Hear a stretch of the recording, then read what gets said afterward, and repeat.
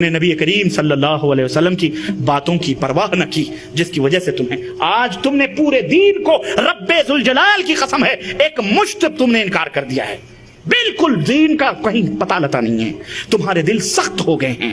آخر تمہاری آنکھوں سے یہی قرآن جب پڑھا جاتا تھا کفار تک رو دیتے تھے، لیکن آج ہماری تمہاری آنکھوں سے قرآن سن کر کے آنسو نہیں نکلتے، کیوں نہیں روتے ہو؟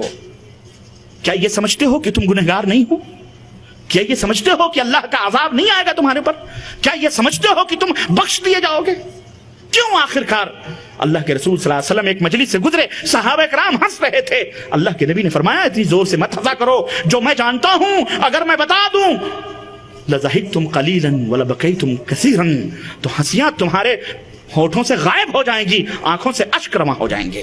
حضرت عثمان غنی رضی اللہ تعالیٰ عنہ کے بارے میں آتا ہے قبرستان کی زیارت کرتے آنکھیں آنسوؤں سے داڑھی مبارک تر ہو جاتی روتے روتے۔ کون سے لوگ تھے یہ؟ وہ لوگ تھے جنہیں جنت کی خوشخبریاں دنیا میں مل گئی تھیں، جن سے فرشتے حیا کرتے ہیں، لیکن آج تم کبھی نہیں روتے ہو، تمہیں رلائی نہیں آتی اللہ کی باتوں پر، رسول کی باتوں پر تمہارا دل نہیں پسیجتا۔ کیوں نہیں پسیجتا؟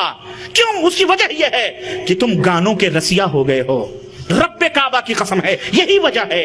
یہ گانے نفاق پیدا کرتے ہیں، یہ بجانے نفاق پیدا کرتے ہیں، تم عملی نفاق کے شکار ہو چکے ہو۔ یہ چھوڑ دو گے تمہارے دل پسیجے گا، چھوڑ دو۔ چھوڑو گے کہ نہیں چھوڑو گے؟ چھوڑو گے انشاءاللہ۔ جس دن چھوڑو گے اور تمہارے دل اللہ کی آواز پر لبیک کہیں گے، تمہارے دل کے اندر اللہ کی آیتیں جائیں گی۔ یہ ایک ڈاکٹر اگر یہ کہے کہ بیٹا یہ کھاؤ گے تو تم اس چیز کے مریض ہو جاؤ گے، سگریٹ پیو گے کینسر کی بیماری لگے گی، ٹی بی کے مریض ہو جاؤ گے، اب بتاؤ ٹی بی کی بیماری تو آنے ہی والی ہے۔ ڈاکٹر اپنے نصیحتوں میں جھوٹا تو نہیں ہے؟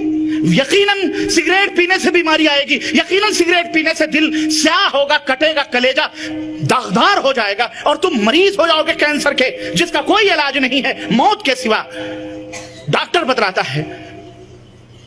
تو پھر بھی اس کے باوجود بھی اگر وہ پی رہا ہے تو غلطی اس کی۔ اسی طرح حضرت محمد رسول اللہ صلی اللہ علیہ وسلم نے فرمایا کہ گانے بجانے دلوں کے اندر نفاق پیدا کرتے ہیں۔ کتنی سیدھی سی بات ہے، کتنی سیدھی سی بات ہے۔ آج یہ سبب ہے، نفاق کا سبب کیا ہے؟ یہ ہے اس کی جڑ کاٹو۔ جس طرح شرک کی جڑیں کاٹنی ہے نا، اسی طرح اس عملی نفاق کی، جو عملی اعتقادی نفاق ہے اسے بھی ختم کرو، اور جو سبب بن رہا ہے تمہاری بربادی کا، عملی نفاق کا، قساوت قلبی کا، دلوں کے سخت ہونے، اس کی بھی جڑیں کاٹو۔ انشاءاللہ تم کامیاب ہوگے انشاءاللہ۔ یہ وعدہ کرو۔ آج جمعہ کا دن ہے، عصر کے بعد ہے، اللہ کے رسول صلی اللہ علیہ وسلم نے فرمایا ہے، محدثین یہ کہتے ہیں حدیث جو نبی کے سامنے کے بارے میں، کہ جب جمعے کے دن ایک ساعت ایسی ہے جس میں اللہ سے جو دعا مانگی جاتی ہے اللہ اسے قبول فرماتا ہے۔ آؤ عصر کے بعد یہ توبہ کریں، اے پاک پروردگار اب ہمارے کانوں میں یہ دین کی، اللہ اور اس کے رسول کی آواز کے سوا اور کوئی گانے بجانے کی آواز قصداً داخل نہیں ہو سکتی ہے انشاءاللہ تبارک تعالیٰ۔ اور اللہ ہمارے گناہوں کو معاف فرمائے۔ توبہ کریں ہم کہ اللہ ہمیں توبہ کی توفیق عطا فرمائے اور ان تمام برائیوں سے اللہ ہمیں بچائے، امت مسلمہ کی حفاظت فرمائے اور اللہ امت مسلمہ کو رفعت اور بلندی عطا فرمائے، ہمارے ماں باپ کو جنت میں جگہ عطا فرمائے، ہم سب کو جنت میں جگہ عطا فرمائے، ہم سب کو گناہوں سے اللہ تبارک تعالیٰ پاک و صاف فرمائے، کبیرہ گناہ صغیرہ گناہ سب سے اللہ تبارک تعالیٰ ہمارے نام اعمال کو دھل دے مولا، اور اللہ ہم سب کو شرک اور بدعات سے توبہ کرنے کی توفیق عطا فرما۔ ہمارے بھائیوں میں جو گمراہ بدعقیدہ ہیں پاک پروردگار انہیں صراط مستقیم عطا فرما دے مولا، انہیں صحیح راہ عطا فرما دے مولا، دنیا کے لوگوں کو ایک پلیٹ فارم پہ توحید اور سنت کے اوپر اللہ تبارک تعالیٰ جمع فرما دے مولا، آمین یا رب العالمین۔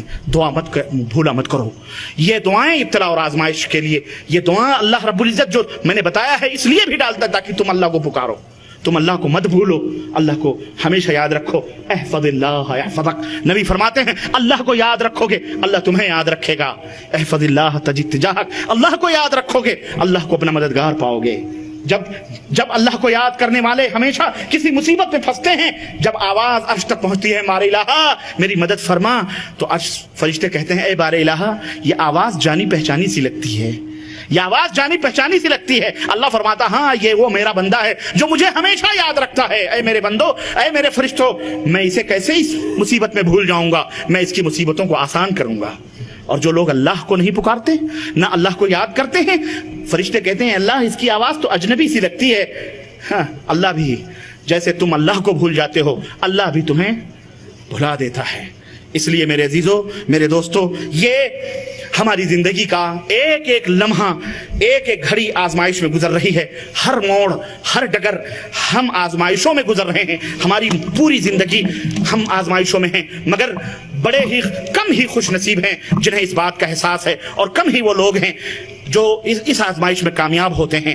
بہت کم لوگ ہیں جو اس آزمائش میں کامیاب ہوتے ہیں، حتیٰ کہ انہیں یہ پتہ بھی نہیں ہوتا کہ واقعی وہ آزمائشوں سے گزر رہے ہیں کہ نہیں گزر رہے ہیں. عام طور پر لوگ یہی سوچتے ہیں کہ میرے عزیزو مصیبت یا بیماری، تنگی اور پریشانی ہی ابتلا اور آزمائش ہے. نہیں، ابتلا اور آزمائش کے اور بھی صورتیں ہیں. یہ فکر اور یہ خیال شرعی طور پر غلط ہے. مال کی فراوانی اگر تمہارے پاس ہے یہ بھی آزمائش ہے تمہارے لیے. مال کی فراوانی، زیادتی بھی آزمائش ہے. اگر صحت و تندرستی اچھی ہے یہ بھی آزمائش ہے. ہدایت کے راستے اگر تمہیں میسر ہیں اور تم صراط مستقیم پہ چل رہے ہو یہ بھی تمہارے لیے آزمائش ہے. آزمائش ہے. مشغولیات ہیں تمہیں فرصت نہیں ملتی یہ بھی تمہاری آزمائش ہے. اور اگر فرصت کے اوقات تمہیں میسر ہیں، ٹائم موجود ہے، یہ بھی تمہاری آزمائش ہے کہ ان اوقات کو تم کہاں صرف کر رہے ہو. اللہ کے سامنے کھڑے ہوگے، 4 چیزوں کے بارے میں اللہ پوچھے گا. اب تمہاری عمر کے بارے میں، تمہاری دولت کے بارے میں، تمہاری عمر اور تمہاری دولت کے بارے میں، تمہارے علم کے بارے میں، تمہارے اعمال کیسے کیسے تم نے کیے ہیں. گویا یوں کہہ لیں کہ ایک مومن کی ساری زندگی آزمائش ہی آزمائش ہے. اور رب نے صحیح فرمایا الذی خلق الموت والحیات لیبلوکم. موت بھی آزمائش ہے، زندگی بھی آزمائش ہے. کہاں بچ کے جاؤ گے؟ اللہ نے فرمایا وَنَبْلُوَكُمْ بِالشَّرِّ وَالْخَيْرِ فِتْنَةً وَإِلَيْنَا تُرْجَعُونَ. سورہ انبیاء آیت نمبر 25 سے کہ اے لوگو ہم تمہیں خیر دے کر کے، عیش و عشرت دے کر کے بھی آزماتے ہیں، اور تمہیں شر بھی مبتلا کر کے اس سے بھی تمہیں ہم آزماتے ہیں، اور آخر ہمارے پاس پلٹ کر کے آنا ہے تمہیں. اللہ نے اور اللہ اس سلسلے میں بے شمار آیتیں قرآن کریم کے اندر موجود ہیں. خیر کی ابتلا حضرت سلیمان علیہ السلام پلک جھپکتے میں ملکہ سبا کا تخت آ گیا تو حضرت سلیمان نے کیا کہا حضرت سلیمان نے؟ اللہ اکبر. حضرت سلیمان نے کہا ھذا من فضل ربی. اے لوگو سنو، میں نبی ہوں، میں رسول ہوں، کبھی یہ نہ سمجھنا کہ میرے اشارے پر یہ آیا ہے. ھذا من فضل ربی، میرے رب کے فضل سے یہ تخت یہاں پہنچا ہے. اور اے آصف برخیا، اللہ نے تجھے اگر یہ مقام اور ولایت عطا فرمائی ہے کہ تو پلک جھپکتے میں تو اس تخت کو یہاں لا سکے اللہ کے حکم سے، تو تو اس گمان میں نہ رہے کہ یہ تیری وجہ سے ہوا ہے، بلکہ یہ کس کے فضل سے ہوا ہے؟ اللہ کے فضل سے ہوا ہے. ہاں، اور کیوں ہوا ہے؟ لیبلونی. نبی کہہ رہے ہیں اللہ مجھے آزمانا چاہتا ہے. اشکر ام اکفر، کہ میں اس کا شکر گزار بندہ ہوں یا اس کا نافرمان نہ شکرا ہوں. اللہ اکبر. من شکر فانما یشکر لنفسہ ومن کفر فإن ربی غنی کریم. حضرت سلیمان نے کہا، اللہ نے اس کو نوٹ کیا کہ جو شکر کرے گا اللہ کا اس کا فائدہ ملے گا، اور جو انکار کرے گا تو میرا رب ایسے آدمی سے بے پرواہ ہے. مجھے رب کو اس کے شکر کی ضرورت ہے. ہاں، کتنے ناشکرے ہیں اللہ کا، کھا رہے ہیں، غرا رہے ہیں. تم ہو بھی مسلمان، لیکن تم میں بھی کتنے ناشکرے ہیں. اس لیے میرے عزیزو اللہ مال کے ذریعے آزما